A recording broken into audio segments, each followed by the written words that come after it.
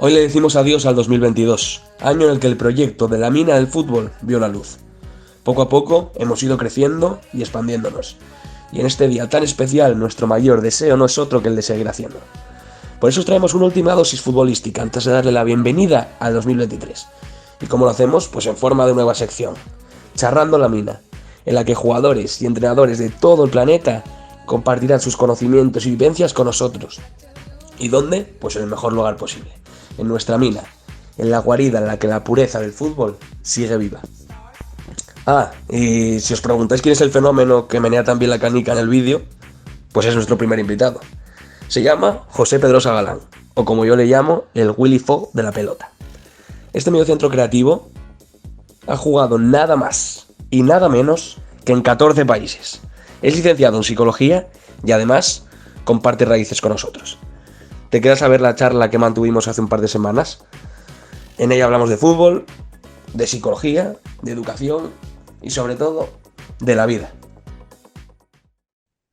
Bueno, pues me llamo José Pedro Sagalán y soy un futbolista leonés de 36 años y que, bueno, pues sigue disfrutando de que, como me dijo un amigo un día, de la profesión más bonita del mundo, que es ser futbolista.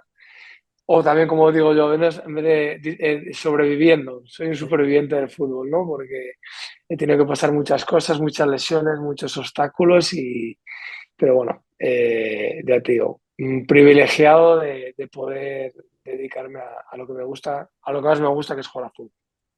Háblanos un poco de esas raíces futbolísticas. Naces en León, empiezas a jugar allí en la CUL, tú en algún equipo de la región o ¿dónde empiezas? Pues es un poco curiosa la historia porque empiezo en el San Lorenzo, que es un equipo de barrio, y mi hermano, que es 3 años mayor que yo, eh, bueno, se apuntó y luego fui yo. Y Dios es curioso porque a él, nuestro primer apellido es Pedrosa, le llamaban Pedrosa.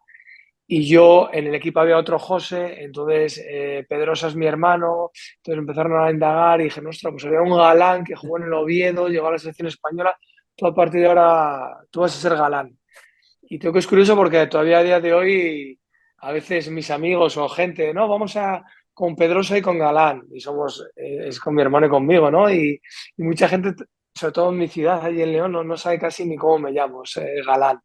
Y creo que es curioso por eso, ¿no? Porque empecé allí en el equipo y donde mejores recuerdos guardo y donde conservo todavía a mi mejor amigo del fútbol, que es Javi Flores, otro leonés, le conocí allí en el San Lorenzo y ya han pasado años. Y luego ya de ahí me firmo la cultural leonesa con 12 años. ¿Y qué te lleva a abandonar por primera vez el país? Porque al final, yo qué sé, dicen que donde mejor se está es en casa. Parece que tú no cumpliste mucho con esto. Bueno, yo ya había tenido la oportunidad de dejar España, de irme incluso al MLS cuando estaba en el Almería.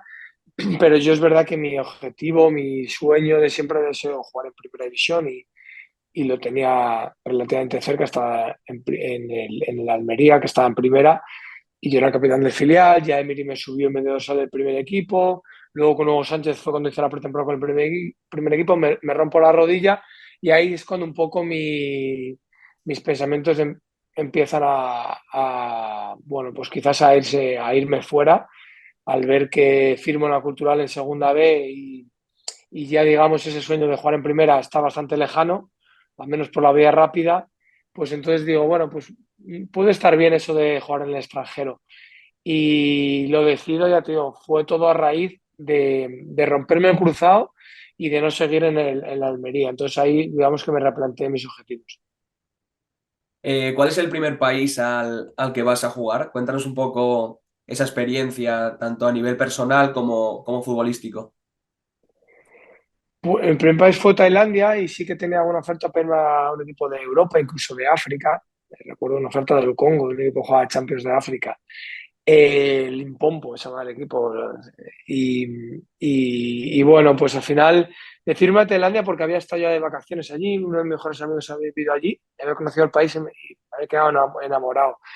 Y aparte de eso, pues los agentes que me hablan de Tailandia me empiezan a enseñar vídeos, decirme un poco económicamente lo que se puede pagar, ver estadios, un poco el nivel de fútbol y me convenció, ¿no? Yo obviamente no lo conocía para nada, como muchos otros, y la verdad que fue una sorpresa.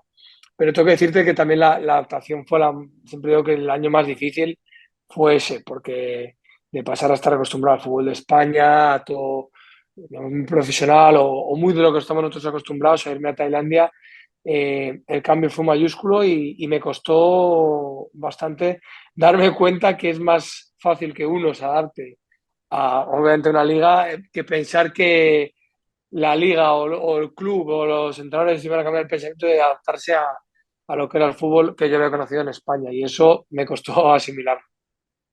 ¿Cuál dirías que era el nivel, por ejemplo, en Tailandia, si lo comparamos con las ligas de aquí? ¿Un segunda B, un tercera? No, no, más nivel. Yo creo. A ver, yo siempre he sido un defensor del fútbol en el extranjero, en el sentido de que sí que es verdad que creo que a veces en España pensamos que somos el ombligo del mundo en cuanto a fútbol, de que Ujú. nosotros somos los mejores, y Y yo he más visto en jugadores España. Y más en y España. más en España, y Y más en más en España, es España. verdad. Joder, me siento súper español, me encanta mi país, pero eso me parece que es ya no un prejuicio también, porque la gente se juzga a jugadores o ligas sin Ujú. conocerlas, jugadores en este caso, eh, y a mí me sorprendió para bien. Vi jugadores de muchísima calidad. Los extranjeros que había allí, la liga permitía 7 extranjeros por equipo, era, al final también va a relacionar un poco con lo que se puede pagar, económicamente se pagaba bastante bien, es un país más barato, entonces había jugadores de bastante nombre también y calidad que habían jugado pues de primera de Alemania, de primera división de Francia y gente así, ¿no? Incluso Robbie Fowler estaba cuando yo llego allí de Ujú. Inglaterra y demás. Y, y ya te digo, yo creo que el nivel es más alto que la segunda B, bastante más, diría yo, aunque también tengo que es un fútbol muy distinto. Es que en España tenemos una cosa que en segunda B, incluso en tercera, se compite muy bien, esa palabra de competir. eh, pero luego a nivel de cualidad individual, yo he visto jugadores ahí que digo, joder, si este tío no fuera tailandés, el pasaporte podría jugar incluso a nivel en Europa, pero es difícil la adaptación, que ellos quieran incluso ir porque allí están cómodos, cobran muy bien y me cuesta mucho el comparar. Yo creo que es difícil, me lo preguntan mucho esto de ¿con qué lo comparas con España? Es que no te sabría decir quién ganaría un partido de segunda división baja de España o el campeón de Tailandia. Te voy a hacer esta pregunta también con otros países, de los 13 en los que jugaste, bueno, 14 ahora, pero ¿y el tema comida y cultura cuando llegas a Tailandia, te choca mucho o te acostumbras bien? Pues es de las cosas que más me chocan, porque ya tengo que allí los jugadores comían picante, por ejemplo, antes de un partido. Y yo conozco perdón, entrenadores. Tuve uno, Beto Bianchi, que intentó cambiar en Indonesia bastante poco a poco la forma de comer, pero es que al final ellos están acostumbrados a eso. Y Jokanovic, que le conocí allí en Slavisa Jokanovic en Tailandia, lo intentó y me lo dijo. Y dice, mira, al final es que es imposible. Es que los jugadores no quieren, aparte, al final digamos que los jugadores no es que se enfadan, pero parece que le estás quitando algo que para ellos es cultural, que es el Claro, comer y casi el beneficio, ellos están acostumbrados a comer eso, no les sienta mal. Yo a veces les veía y digo, ostras, como yo eso, 4 horas incluso antes, ellos igual comían 1 hora antes del partido. Digo, como yo eso, incluso 5 horas antes del partido no puedo ni salir a jugar, pero ellos, pues culturalmente, tradicionalmente están acostumbrados y no les sienta mal. Que se pudiera cambiar, pues solamente, pero creo que los entrenadores que más éxito han tenido allí son los que han cambiado cosas progresivamente y no puedes ir allí y cambiar todo de golpe porque son muchos años y están acostumbrados a otra cosa. claro. Bueno, a ver, al final es como si vienen ellos aquí, intentan que no comamos una tortilla. Claro, a ver, antes del partido, pues al final es como si tú comes pasta y tal, y ellos vienen y han estudiado o bueno, o ellos mismos para desayunar desayunan arroz y no lo veo Claro. ninguna locura, pero aquí yo creo que a un español, yo a veces me acostumbré allí, pero te cuesta más, ellos desayunaban Sí. arroz con huevo, con pollo y con tal. y la misma comida que hacían para la hora del almuerzo era la del desayuno. Y para nosotros es algo, yo conozco, no sé tú, pero a pocas personas que coman arroz para desayunar, ¿no? Entonces, es algo muy cultural. No, yo qué sé. Otro país que estuviste, Austria. Háblame de Austria, que además la otra vez que hablamos recuerdo que te enfrentaste a jugadores como Mané, como Kevin Campbell. Eh, Cuéntame un poco la experiencia ahí en Austria. Bueno, pues en Ostras vengo de una operación de la cadera, que me lesionó en Indonesia. Estoy prácticamente 8 meses que casi no sé ni lo que tenía, que yo estaba ya preocupado y pensando que iba a tener que dejar el fútbol. Me descubren que es una lesión de cadera y me operan. Y un poco jugando, en este caso, me favoreció el hecho de que siempre me quejo de ello, pero que en Transfer Market y en estas ligas, perdón, en estas páginas no se siguen o no hay mucha información de estas ligas, a mí me pone como que no he jugado ningún partido, luego lo ven los agentes y te perjudica, ¿no? Es que tú, Transfer Market, que es como la Biblia, pone esto y no está bien. En ese caso me favoreció. ¿Por qué? Porque como no daba información, mi agente dijo que yo había acabado la liga allí, que ahí es verdad que ahí la liga acaba en noviembre, en verdad llevaba lesionado desde abril por esta lesión de cadera que te hablo, me operaron en octubre y en enero me fui a prueba a Austria, obviamente ocultando que estaba operado. Cuando firmo, me hacen un test de el volumen de oxígeno que, bueno, un poco cómo estás físicamente, lactato, Ujú. todo de última generación, a ver cómo estoy físicamente y dicen, ¿cómo se nota que este jugador viene de competir? Está a tope físicamente. Llevaba, sí, me había lesionado en un partido oficial creo que en abril, y estamos hablando de finales de enero en Austria. Entonces, siempre digo que esa ocultar la verdad de que está lesionado me hizo firmar. Yo si hubiera ido con la verdad por delante de que vengo de una operación, llevo un mes y medio operado, ya 2 meses o un mes y medio operado solo, es que no hubiera, los hubiera condicionado y no hubiera firmado. Entonces ya empieza así la historia. Fui a prueba, ya te firmé el contrato allí en Austria, pero con la mala suerte de que cuando iba a debutar, además esa semana me dijo el entrenador que estaba súper contento, que iba a jugar ese partido titular, que veníamos de una derrota. El compañero con el que mejor me llevaba, en un juego, en un entrenamiento, me da un codazo sin querer y me rompe una costilla. Y bueno, pues me hizo estar un mes parado, el equipo empezó a ganar y a ganar, a ganar y jugué poco. Entonces ese año siempre lo veo como un año que supe sufrir mucho en el sentido de que casi no tuve oportunidades. El equipo era un equipo totalmente ganador, entonces pocas cosas se podían cambiar. Creo que perdimos 2 partidos en todo el año. Hicimos final de Copa, como tú dices bien, jugamos contra el Red Bull Salzburgo, que estaba Keita del Liverpool, Mané, estaba Campbell, estaba Ramallo, que jugó en el Borussia Dortmund, de entrenador estaba Roger Smith, del Benfica, también Jonathan Soriano.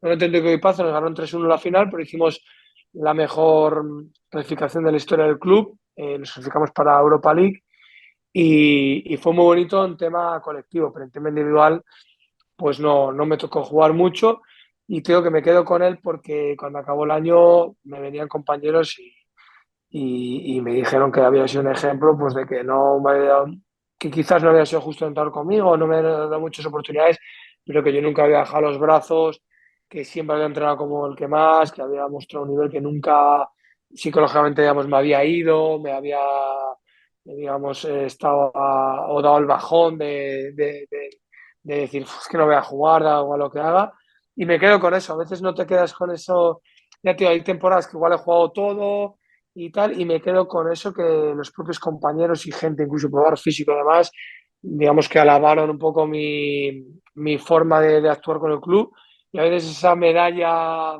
invisible, yo digamos que me dio mucha fuerza para el año que siguiente, pues sí tuve mucho más suerte a nivel de individual de jugar, pero ya te digo que a veces estas cosas, aunque sean de boca de compañeros, ese reconocimiento, para mí en concreto vale más que haber conseguido la medalla conseguida de su campeón de Copa de Austria. Hombre, a veces hay que ejercer de actor secundario, ya lo sabemos, los que jugamos a fútbol. y bueno, es de agradecer. Y al año siguiente, ¿dónde te vas? Vamos a hablar ahora de una temporada en la que hayas jugado todo y hayas sido más protagonista.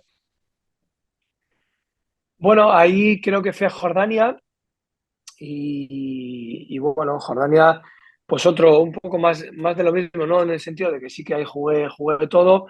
Firmé con el portugués y luego con Beto Bianchi, que firmó allí, ya la había tenido en Indonesia, entonces era muy fácil para mí, se sustituye el juego, aparte del juego, era la época un poco del Barça, él era, digamos, muy del 4-3-3, me comparaba mucho con Xavi en su rol, salvando las distancias, pero en su equipo y Ujú. demás, la importancia que él quería me sentía muy importante, pero la liga jordania era muy física, los campos no estaban en muy buen estado, se jugaba poco fútbol combinativo y ese año sufrí mucho en el campo, creo que fue de los años que menos he disfrutado en un campo de fútbol, porque era un fútbol muy feo, es un fútbol muy de barro, por así decirlo, pero siempre lo digo que ese año me valió para...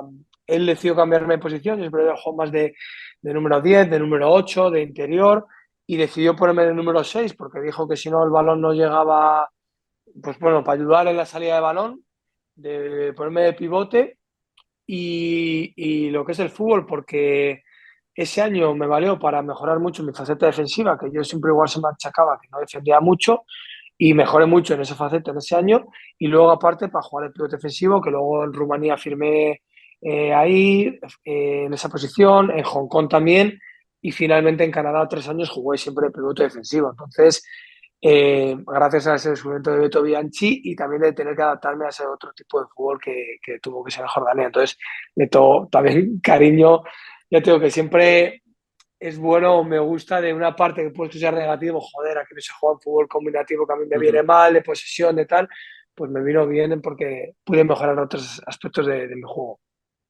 Pues qué bien.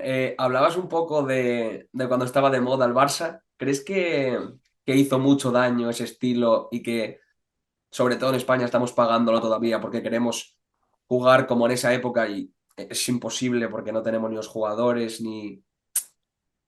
Y además el fútbol, bueno, que ha evolucionado. ¿Crees que ha hecho mucho daño? Yo no, yo creo que al contrario. Yo creo que Claro, es para futbolistas, entre comillas, porque al final, hombre, nos dio los títulos que tenemos a nivel selección, etcétera, pero que vivimos un poco anclados a ese pasado. bueno, yo creo que, por ejemplo, el futbolista de mi corte y demás, esos bajitos así y tal, yo creo que estamos muy agradecidos porque antes de eso se jugaba mucho el físico, Ujú. la altura también especialmente, y a partir de ahí se pudo ver que jugadores mejor dotados técnicamente o quizás más inteligentes en el campo, tácticamente mejores, pueden ganar y pueden incluso dominar el panorama mundial, como fue el caso de los Cazorla, Xavi, Silva, Iniesta, Mata y demás. Entonces, eso creo que vino bien. Pasa que ahora viene esa corriente de que está obsoleto, ese tipo de fútbol. Yo creo que no, pero entendiéndolo bien. O sea, yo soy el primero que le encanta como jugador y también como espectador ver un fútbol combinativo. Yo creo que eso es precioso, el que juega al fútbol, lo más difícil, de precisión, pero bien entendido. Es decir, eh, jugar combinativo no quiere decir jugar lento, mover el balón de una forma que así no puede mover digamos, a las defensas contrarias, como pasó con España con Marruecos. Ujú. Uno, eso, con esas, digamos, movilidad de balón tan lenta, esas transiciones tan lentas, también es difícil sorprender a un rival con esa velocidad de juego. Hay un momento que tienes que cambiar, hasta 3 cuartos puede estar bien, pero a 3 cuartos tienes que cambiar un poco la velocidad y el ritmo o con paredes, sobre todo con eh, jugadas individuales, lanzamientos de fuera al área y tal. Y luego, si tampoco puedes, por lo que sea, porque no tienes jugadas, yo creo que también hay que tener un plan B. Eh, pues no solo, sí, vale, se puede jugar así contra Costa Rica, se vio que sí, sí, es muy bonito. Que no se puede porque se te cierran 10 tíos atrás y no tienes la calidad individual o la velocidad tal, pues habrá que hacer o intentar otra cosa, ya sea por volumen de balones al área, con otro tipo de delantero, con dos delanteros, o incluso siendo valiente, dejando 3 defensas o 2 porque te sobran, porque, bueno, no sé. Yo creo que no es cambiarlo o decir, va, esto ya es obsoleto, Ujú. sino mejorarlo o buscar plan B. Entonces a mí me da rabia cuando escucho nada, ya no se puede jugar bien al fútbol. Ya te digo, para mí jugar bien al fútbol, lo que hizo España, viene un poco porque creo que viene por ahí tu pregunta, el último Sí, partido es que no es jugar bien al fútbol o contra Japón, es que muere el fútbol de lado a lado totalmente horizontal. A mí, como te digo, me encanta ser protagonista y tener el control del juego, pero con un propósito y de generar ocasiones, porque si no, claro, ¿para qué? Es que no. claro. Pero tampoco te digo que nuestro fútbol sea de jugar a la contra, aunque también te digo que a un momento podemos aprovechar y tener una transición rápida o robar rápido o jugar a la contra y tenemos a un jugador que sí que es rápido. Eso de que no haya jugadores, hombre, si en esta selección igual sí, hay muchos futbolistas muy del mismo corte, como Sarabia, Asensio, Olmo y tal, pero está Adama Traoré, está Jeremy, no sé, hay muchos jugadores que sí que tienen otro tipo de, españoles que tienen otro tipo de tipo de estilo de juego, en mi opinión. Es mi opinión, claro. No, yo creo que la clave está en lo que dices del plan B. Al final, si no te sale jugar con gente por dentro como Sarabia, Asensio, tienes que meter a gente que te vaya por fuera y aunque sea sacar un centro y rematar, aunque no sea lo más vistoso, pero sí, creo que está ahí la clave. Sí, pero genera.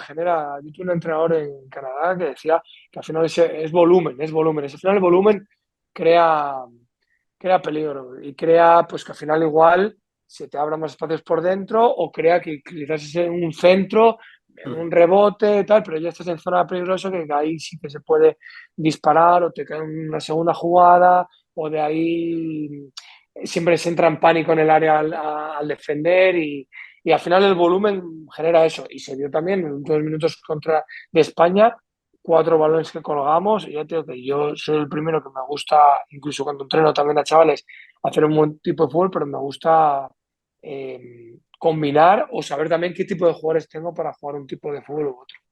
Claro, yo creo que respecto a lo que te decía antes, lo que más hemos perdido estos años con este estilo son los extremos puros. No sé si estás de acuerdo. Creo que están hasta mal vistos. Un jugador que encare y aunque la pierda 7 veces, al final los extremos están para eso. Que encare y que la ponga simplemente. Sencillo. Sí, yo eso sí que lo veo de hace tiempo y fíjate que viene de muy atrás, yo creo. Ya te hablo hasta antes de Guardiola. Yo, en el plano personal y en mi carrera, te digo que cuando yo era joven, tenía 16, 17 años, 15, era un jugador de número 10, creo que era bastante creativo, hacía bastantes, pues, incluso regates digamos, que se le veía a mis ídolos, me acuerdo el de Juninho, el de Yalmín de dejarla pasar y tal, o incluso alguna Rabona, alguna cosa, y recuerdo pues con 16, 17 años, 15, entrenadores, pegarme unas broncas en los descansos tal, de que esto no vale para nada, ese tipo de fútbol, ¿no? Y condicionarme hasta el punto que yo a día de hoy soy otro jugador totalmente distinto y que sí, que el futbolista tiene que tener un poder de decisión, pero a veces cuando yo veo los futbolistas también de España o de otros equipos, digo, es que, joder, si el entrenador ves que te va a quitar, tú al final es tu profesión, te sientes excluido y sí que tienes que tener tu, ostras, no, pues yo juego así y tengo que jugar así, este es mi... Pero al final lo vas perdiendo. Y yo miro la vista atrás y me veo a mí cuando hace 15 años cómo jugaba y cómo juego ahora. Y ahora a veces digo, joder, igual incluso puedo conducir y ya estoy buscando el pase, ¿no? Y se va perdiendo eso. Porque si en cada entrenamiento te hacen jugar uno, dos toques, tal. Y yo antes de que haya este debate, tal, te puedo decir que está entrando en Canadá chavales de 17 años y yo lo veía ya mucho. Incluso ellos eran jugadores muy técnicos que lo que tú les dijeras lo hacías, pero llegan a 3 cuartos y eran incapaces de pensar por sí solos, de hacer algo distinto, creativo. Y yo tenía un tipo de entrenamiento que les hacía, que les hacía partido normal, pero les decía que si había gol de fuera del área, porque poca gente tira fuera del área, yo el Muy poco. primero, como jugador, Muy poco. valía el doble el gol, y si venía el gol de una pared o de una jugada individual, de que ellos encararan y fueron de rival y metieran, valía doble. Qué bueno. Y yo no soy ningún iluminado, pero yo eso ya lo veía y también lo escucho en corrientes. Se lo escuché decir a Aymar también y a más gente, y yo lo veo, yo eso lo veo y veo que se está perdiendo. De futbolista de antes, mucho más de calle. Yo mismo me crié en la calle, en los fútbol 3x3 de mi ciudad.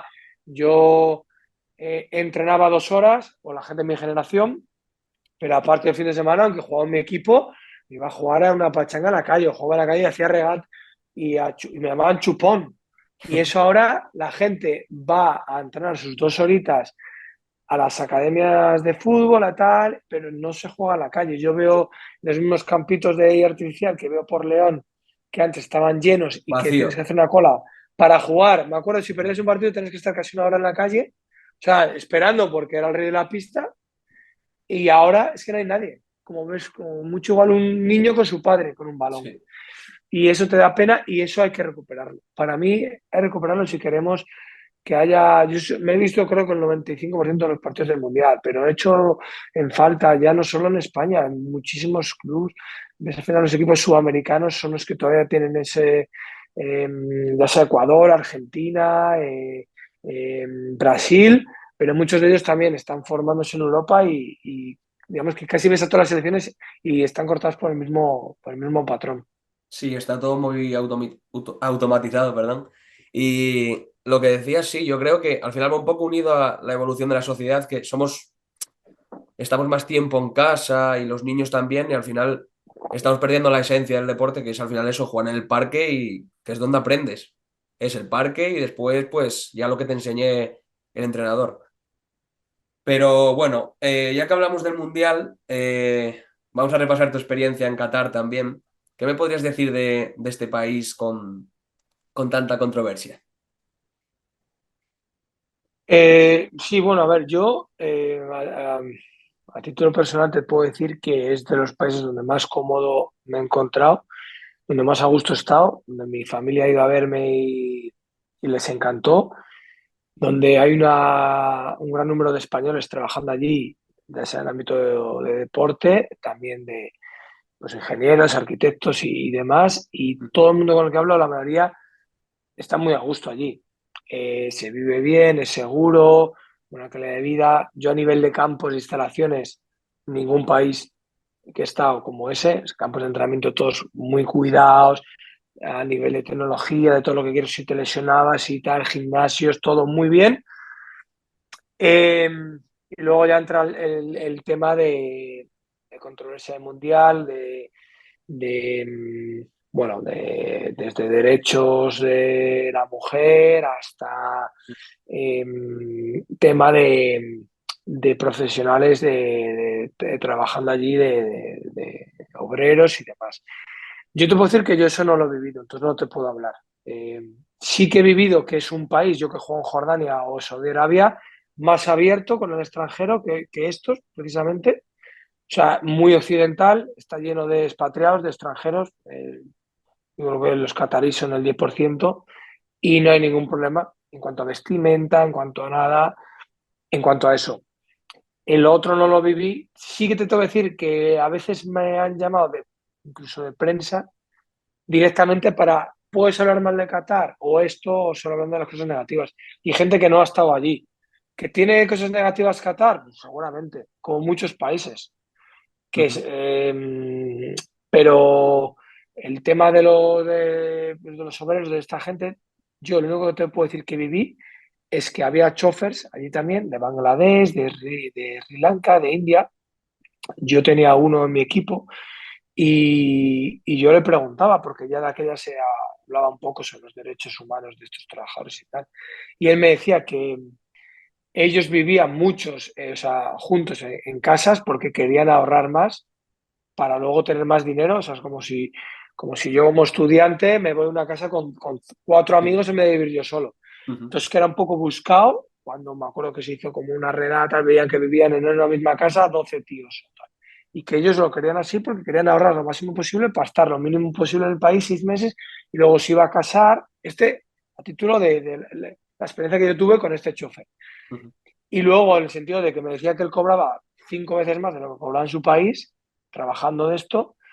Entonces, su objetivo era venir a Qatar, no obligado, no esclavo de ningún tipo, sino porque él quería hacer dinero para luego tener dinero en su país, poder casarse, poder estar con su mujer y tal. Y llevaba un par de años allí. sin ver a su prometida y demás. Y como varios casos. Yo lo que viví. Luego, no te sé decir, o sea, ya te digo, que puede tener cosas malas Qatar, pues obviamente, seguro que las tiene, y algunas que se han nombrado ya, pero es que también hay muchos, bueno, lo mismo, temas culturales que seguramente en España también tengamos, que muchos otros países también tienen de otro tipo y que es difícil, que no sé, desde los ojos nuestros occidentales, pues va a estar muy mal, Ya. eh, pero es un tema difícil. Yo, como siempre en los sitios que he estado, me gusta quedarme con lo positivo. Yo estaba encantado en Qatar, no tengo ningún problema, muy seguro, la gente me trató bien y el tema futbolístico, yo ojalá, porque al final las cosas del nivel deportivo no fueron bien a título colectivo y a los tres extranjeros, que es lo fácil de echar, nos echaron, a los entrenadores también, nos echaron a los entrenadores, pero yo me hubiera quedado más tiempo, es lo que te puedo decir, a nivel Y futbolístico. no sé si estabas solo, si estabas con tu mujer cuando te visitaron. ¿El trato a la mujer lo viste bien también? ¿Les mandaban vestir de alguna forma? Todo normal, ¿no?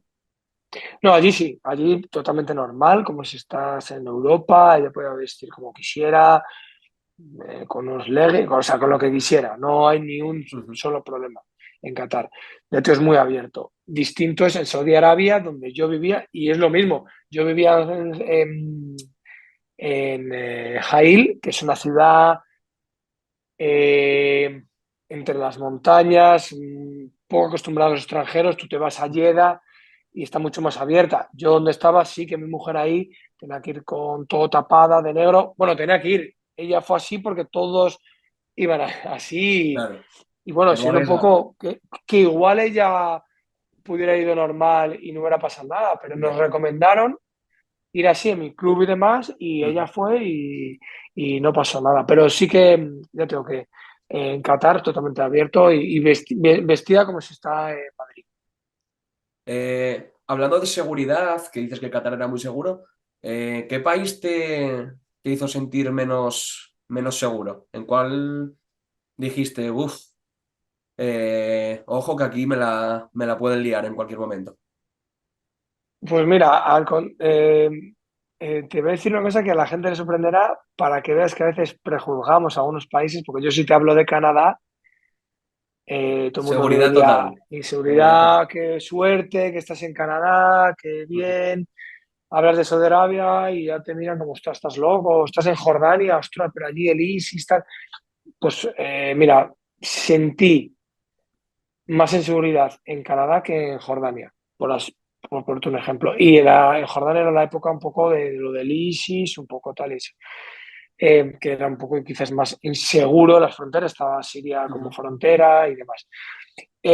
Mi ciudad de Winnipeg, donde yo vivía, era bastante más insegura, de hecho sentía mucho más miedo, sobre todo para mi mujer, mi hija cuando la tuve allí. Eh, Hay muchos más, hay armas, o sea, hay gente que tiene armas. Ha habido, yo alguna vez me enteré de algún tiroteo. Mataron casi en la calle donde yo vivía, enfrente, un viernes de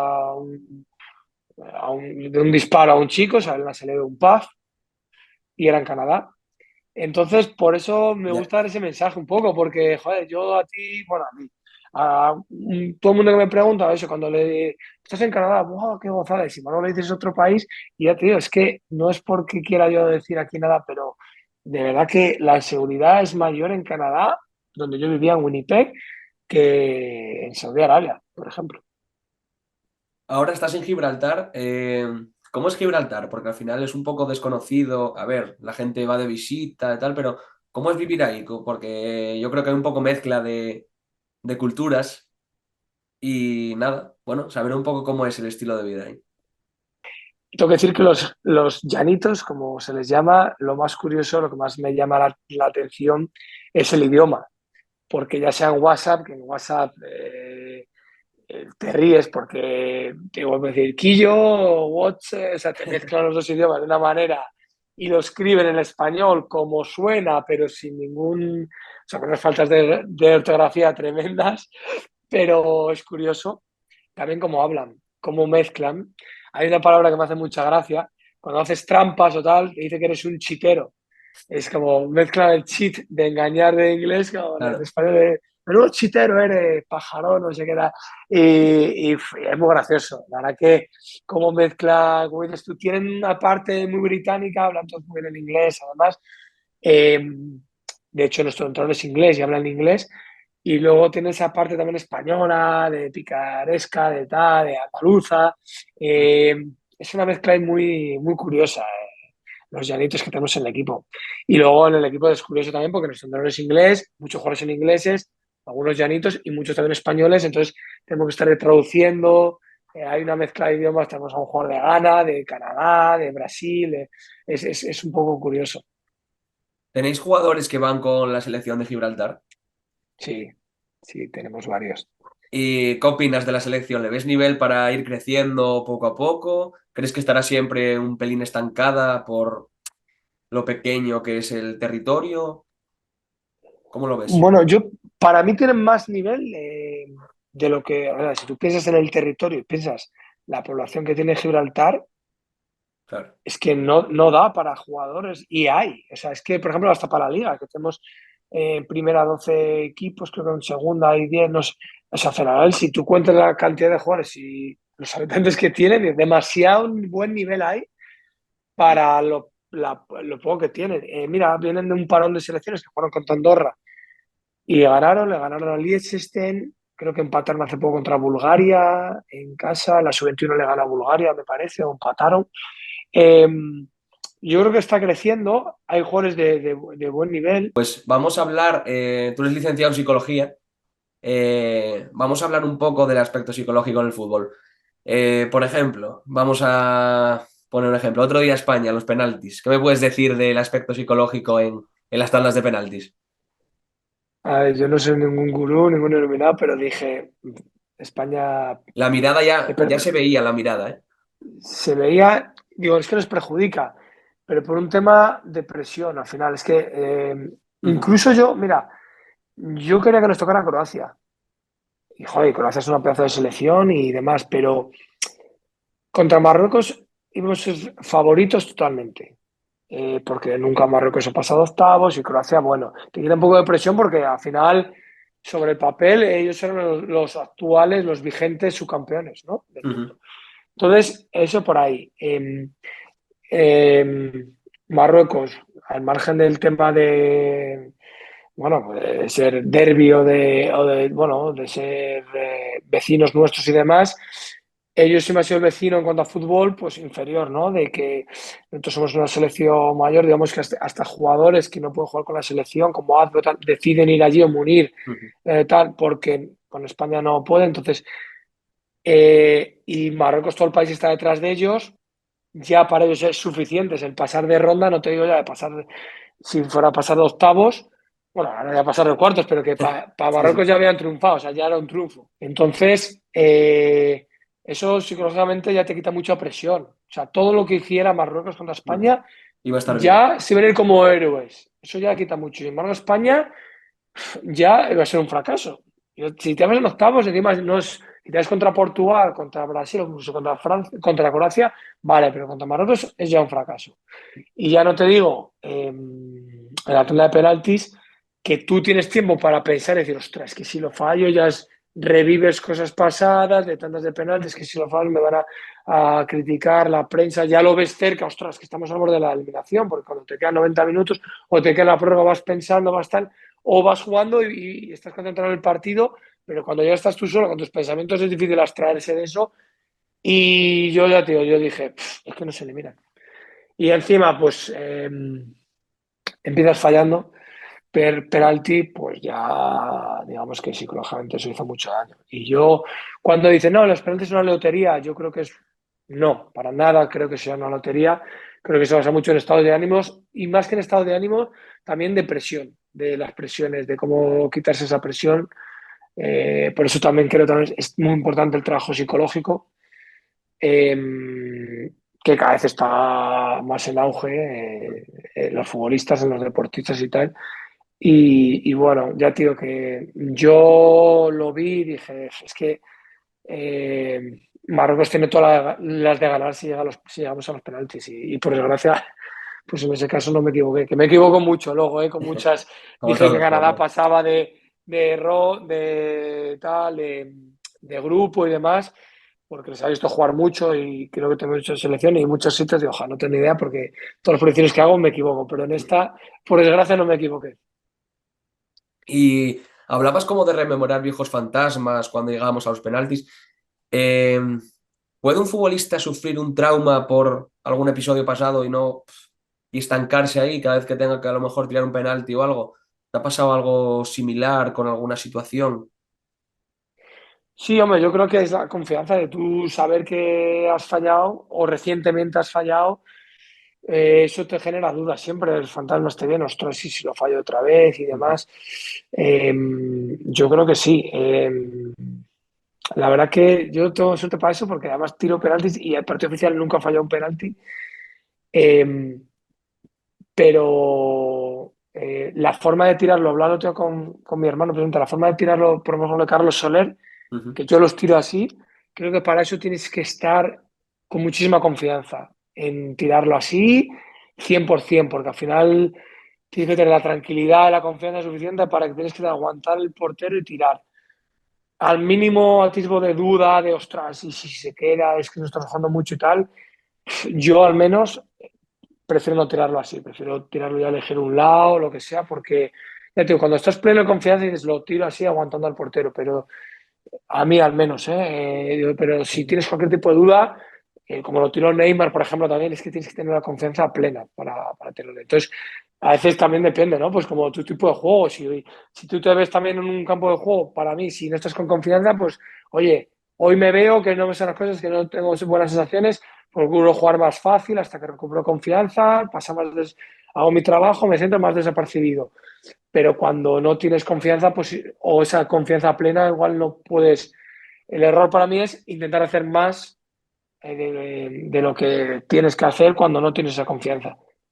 Eh, ¿Tú dirías que esa confianza se puede recuperar siempre o depende de la persona? Es decir, si a lo mejor yo de medio centro también, como juegas tú, la pierdo de último y nos meten gol, eh, y ves hasta los compañeros decepcionados contigo, ¿crees que vas a estar amilanado siempre en estas situaciones o que poco a poco vas volviendo a ser el que eras y a tener esa valentía?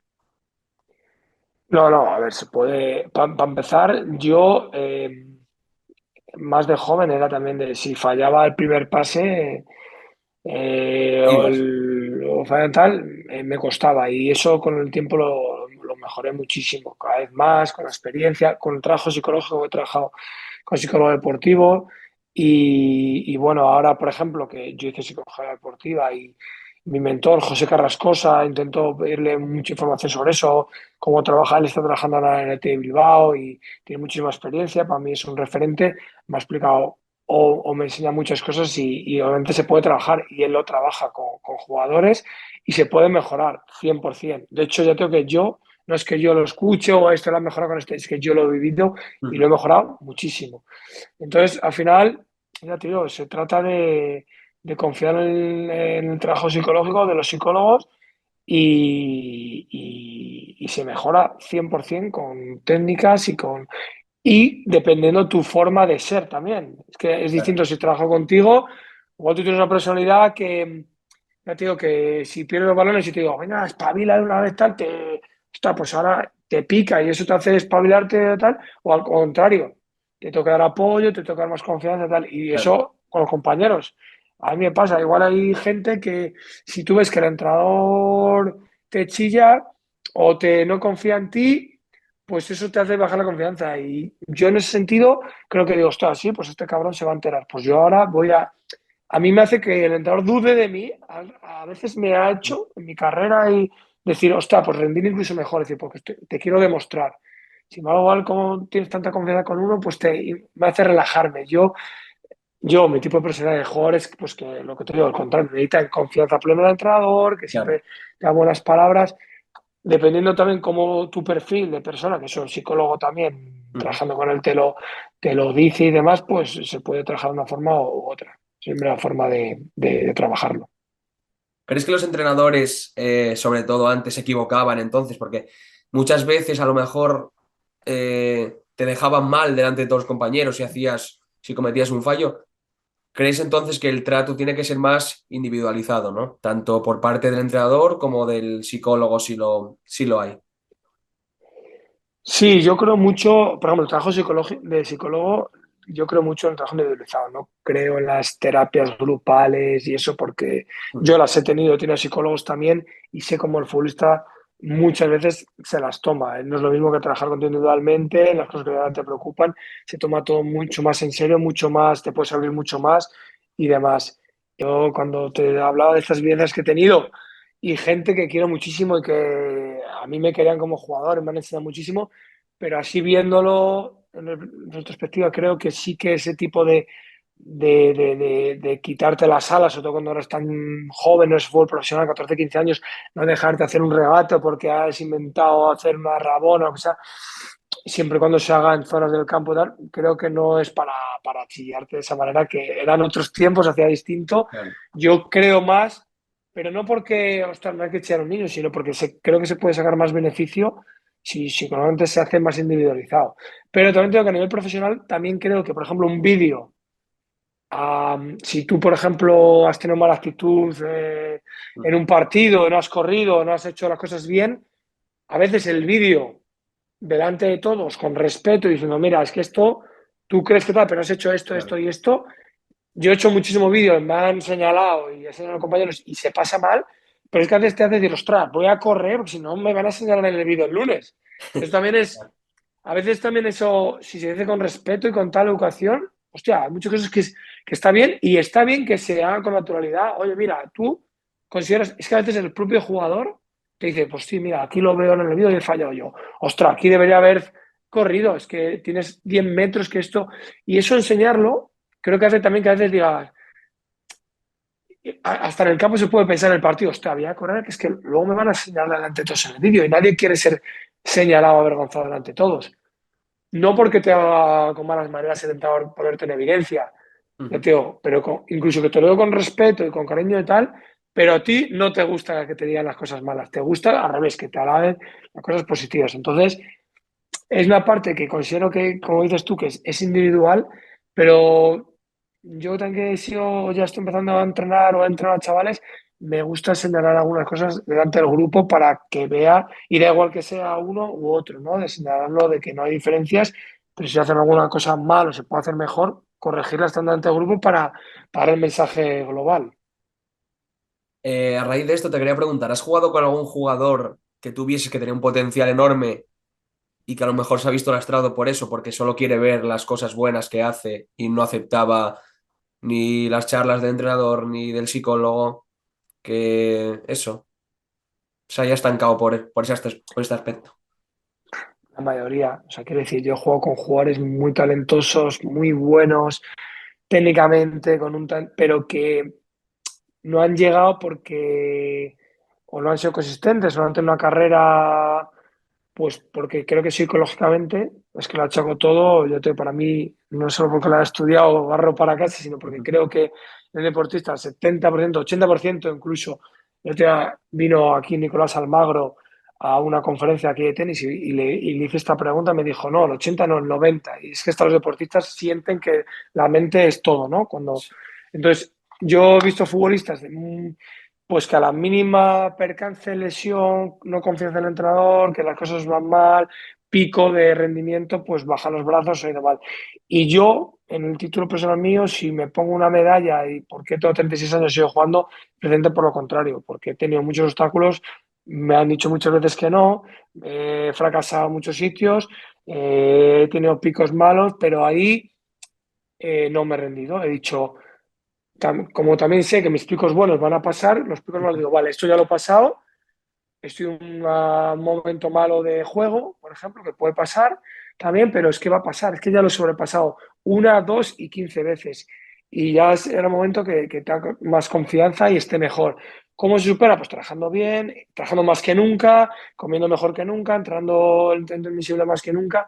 Y al final, hoy, cuando si un entrenador no ha confiado en mí o he tenido una lesión o tal, pues siguiendo creyendo en mí, porque joder, yo sé que tengo algo que puedo vivir el fútbol o que tengo algo que soy buen futbolista, aunque ahora no lo estoy demostrando aquí, pero lo tengo y lo voy a demostrar.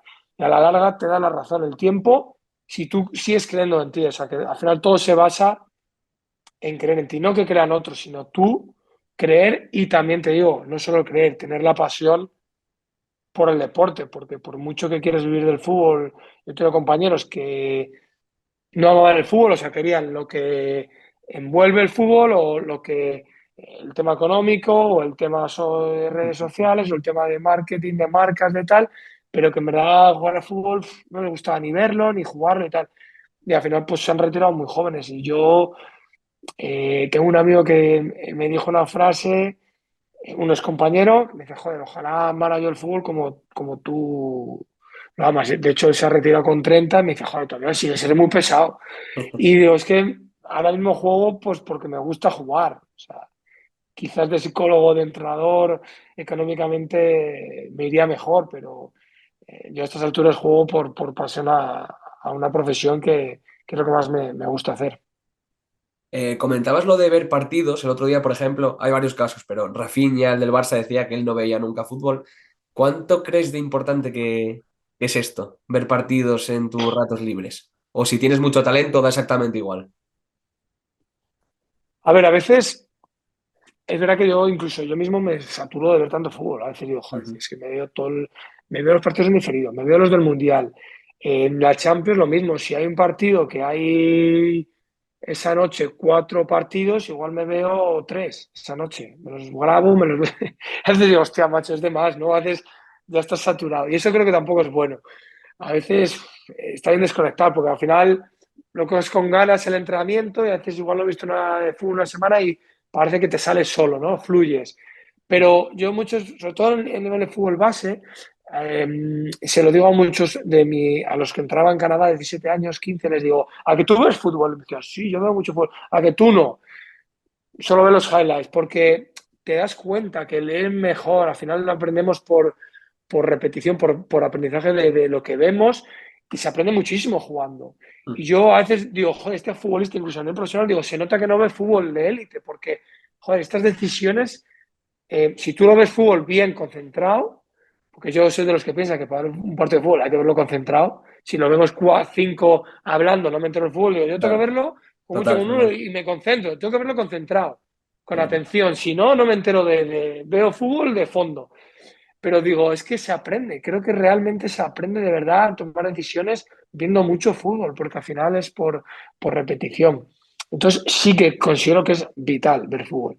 Y lo llevo a otros deportes. Yo ahora que me gusta mucho el pádel, creo que juego mucho mejor cuando empezaba a ver partidos de pádel. Eso porque al final ves a los buenos, a los profesionales y dices, tú, joder, es que hacen esto por esto. Entonces, ¿entiendes? Empiezas a entender mejor el juego. Y cuando tú ves a los mejores, en mi caso veo a los mejores, de los de Champions League, y me fijo sobre todo en cómo juega Berratti, en cómo hace Modric, cómo en los de mi posición sobre todo, joder, son los mejores, entonces quiero aprender de ellos. Y yo creo que al final, si te fijas y tienes esa motivación, esa atención por mejorar, viendo a los mejores, mejoras. De estos jugadores o bueno, de cualquier otro, ¿cuál ha sido tu referencia? ¿En quién te has fijado más de estos? Bueno, mi ídolo siempre absoluto ha sido Laudrup, Michael Laudrup, y cuando jugaba de número 10 yo me apunta toda mi vida, Laudrup, Aimar, te diría los de mi infancia. Luego ya, tío, a partir de que tenía 17 años ya me empiezan a poner más de medio centro, porque tenía muy poco gol. Y para ser la punta y tal, pues que considero hicieron bien el que me cambió con 17 años y cuando llegué al Atlético de Madrid, aunque todavía juega media punta a veces, a jugar más de 8 empiezo a fijarme más en esos jugadores. Y ahí ya mi ídolo es Xavi Hernández y actualmente pues te puedo decir que sí, me fijo quizás en Berratti, en Kroos, en Modric. Sobre todo yo creo que por mi estilo de juego así parecido, en Berratti es el que más me gusta ver. Pero mi ídolo últimamente era Xavi. De hecho, en Tailandia me comparaban con Xavi, me hizo un reportaje en Marca que en Tailandia Xavi se dice galán. Y uno de los mejores recuerdos, por eso igual también guardo tan buen recuerdo de Qatar, fue conocer a Xavi personalmente, hacer amistad con él, verle partidos, hablar con él, charlas de fútbol, ir a ver fútbol con él. y sentirme además muy identificado con él, porque él era otro enfermo. Me decía, vente conmigo a ver el Algeria, te vienes conmigo a ver el Algeria-Qatar, y me iba con él. Te vienes a un entrenamiento del Bayern de Múnich, y me iba con él. Y le considero con eso, pues que es muy como yo, ama el fútbol, muy pasional contra el fútbol. Y, joder, no todos los días se puede decir que uno conoce a su ídolo. Yo tenía hasta su camiseta de España, que me había comprado para el Mundial, y se la llevé allí en Qatar, que me la firmara. Qué bueno. Y para mí, pues, tío, siempre digo que el ídolo superó las expectativas, porque el trato humano que me ha dado, que me da, fue incluso, ya te digo, que a veces he conocido, o puede ser un ídolo y luego le conoces en persona y dices, joder, se me ha caído un mito. Y siempre digo que en su caso ha sido lo contrario. Como persona creo que mejora, en el trato cercano lo que él ha sido como futbolista, que para mí, siempre lo dije, no porque ahora él haya conocido, ha sido el mejor futbolista español, para mí el que más ha marcado el estilo de juego la época de la selección española. ¿Como entrenador crees que llegará a tan alto nivel o es demasiado difícil llegar a ese nivel de jugador?